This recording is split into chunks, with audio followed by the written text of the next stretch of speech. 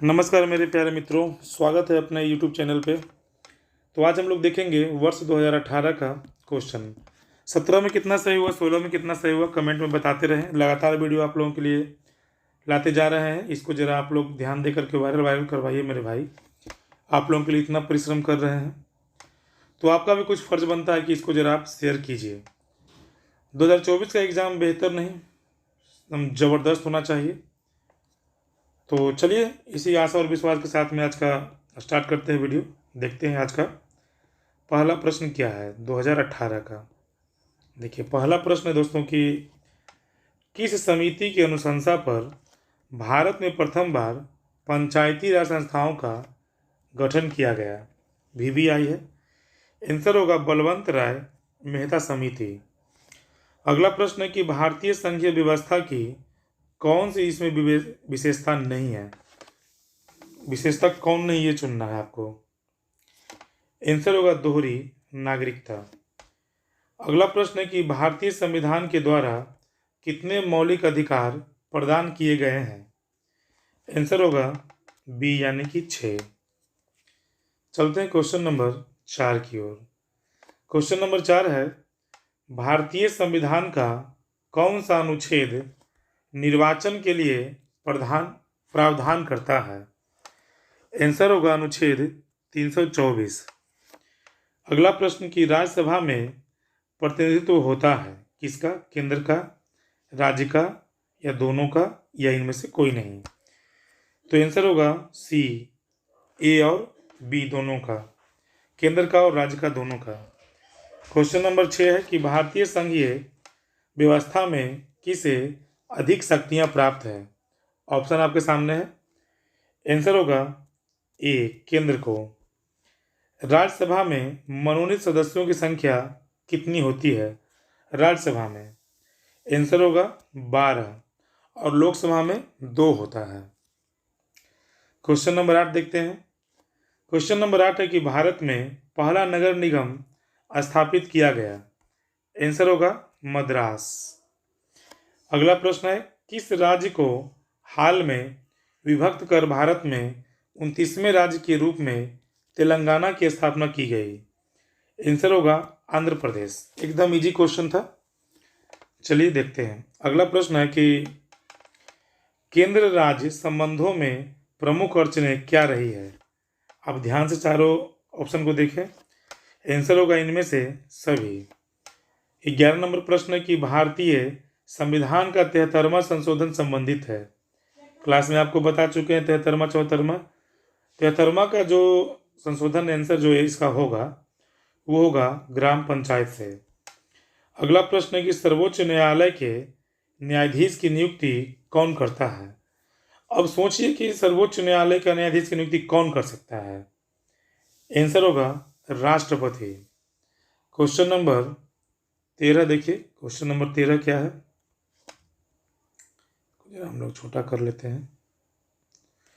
Question number 13 है दोस्तों कि भारत में गैर कांग्रेस सरकार के पहले प्रधानमंत्री कौन थे। ये क्वेश्चन तो बहुत बार आ चुका है। आंसर होगा मोरारजी देसाई। और अगला प्रश्न है कि भारतीय संविधान का कौन सा अनुच्छेद संसद के संयुक्त अधिवेशन की अनुमति देता है। आंसर होगा अनुच्छेद 108। अगला प्रश्न है कि निम्नलिखित में से कौन सा एक संवैधानिक संस्था नहीं है। जी हाँ दोस्तों, संवैधानिक संस्था नहीं है। आंसर होगा नीति आयोग। नीति आयोग योजना को निरस्त करके बनाया गया है। अगला प्रश्न कि भारतीय संविधान के किस भाग को संविधान की आत्मा कहा जाता है। VBI क्वेश्चन है। आंसर होगा प्रस्तावना। क्वेश्चन नंबर 17 देखिए। प्रश्न संख्या 17 क्या है, संविधान सभा के अध्यक्ष कौन थे। ये 1-2 वर्ष पहले ही पूछा गया था दोस्तों, और इस सेट में देख लीजिएगा कि हम करवा चुके हैं। आंसर होगा डॉक्टर राजेंद्र प्रसाद। अगला प्रश्न है कि संविधान द्वारा किस भाषा को राजभाषा का दर्जा दिया गया है। आंसर होगा हिंदी। अगला प्रश्न है कि भारत संयुक्त राष्ट्र संघ का सदस्य कब बना। आंसर होगा दोस्तों 19 नंबर का ए। ये भी क्वेश्चन पहले आया था। किस देश ने नाटो में अमेरिकी नेतृत्व का विरोध किया? आंसर होगा पश्चिम जर्मनी ने। अगला प्रश्न है कि सौराष्ट्र किस राज्य का अंग है? आंसर होगा गुजरात। ये सब सारे रिपीटेड क्वेश्चन है। अगला प्रश्न है कि किस देश के प्रभुत्व से एक ध्रुवीयता कायम हुई? आंसर होगा अमेरिका। अगला प्रश्न है कि सार्क में कितने देश हैं, कितने देश मेंबर हैं? तो इसका जो आंसर होगा वो होगा 7। अगला प्रश्न है कि सुरक्षा परिषद में अस्थायी सदस्यों की संख्या कितनी है? आंसर होगा 5। सार्क में जो मेंबर है आप नोट करें, इंडिया, अफगानिस्तान, बांग्लादेश, भूटान, नेपाल, मालदीव और पाकिस्तान। तो जोड़िए कितना देश हुआ? 3, 2, 5, 1, 6, 1, 7, अरे बाप रे, 3, 2, 5, 1, 6, 1, 7, 1, 8, 8 मेंबर है। तो ये 7 गलत है। वर्तमान समय 2023 में 8 मेंबर होगा। चलते हैं अगले प्रश्न की ओर कि पूना पैक्ट संबंधित था किससे? पूना पैक्ट क्यों हुआ था? तो जो इसका आंसर होगा वो होगा हिंदू मुस्लिम एकता से, पूना पैक्ट। अगला प्रश्न है, ध्यान दीजिएगा कि संयुक्त राष्ट्र संघ के चार्टर में कितनी धाराएं हैं? वीवीआई क्वेश्चन है। आंसर होगा 111। अगला प्रश्न कि संविधान के किस अनुच्छेद के में केंद्र और राज्य के बीच विधायी संबंधों का उल्लेख है? आंसर होगा ए 245 से 255, अनुच्छेद 245 से 255। अगला प्रश्न है कि मुख्यमंत्री की नियुक्ति कौन करता है? जी हाँ दोस्तों, मुख्यमंत्री की नियुक्ति कौन कर सकता है? आंसर होगा उच्च न्यायालय के मुख्य न्यायाधीश। अगला प्रश्न कि भारतीय संविधान में कितने मौलिक कर्तव्य हैं? अभी इसका जिक्र हम लोग किए थे, मौलिक अधिकार और मौलिक कर्तव्य दोनों दो चीज है। तो इसका आंसर होगा डी। मौलिक कर्तव्य 11 है जबकि मौलिक अधिकार 6 हैं। अगला क्वेश्चन के चलते हैं, क्वेश्चन नंबर 30 देख लेते हैं। 30 है कि राज्यों के संवैधानिक प्रमुख कौन है? किसी भी राज्य का संवैधानिक प्रमुख कौन होता है? तो आंसर होगा राज्यपाल। याद रखिएगा, ये सब क्वेश्चन भी आई है। चलते हैं दोस्तों क्वेश्चन नंबर, हम लोग छोटा कर लेते हैं। क्वेश्चन नंबर 31 है कि कौन संविधान संशोधन शहरी स्थानीय शासन से जुड़ा है? देखिए ये वाला हम लोग अभी किए थे। तो आंसर होगा 74वां। लेकिन अगर यहाँ पे रहता ग्रामीण तो ग्रामीण में होगा 73वां, जबकि शहरी में होगा 74वां। इसे आप नोट कर लें।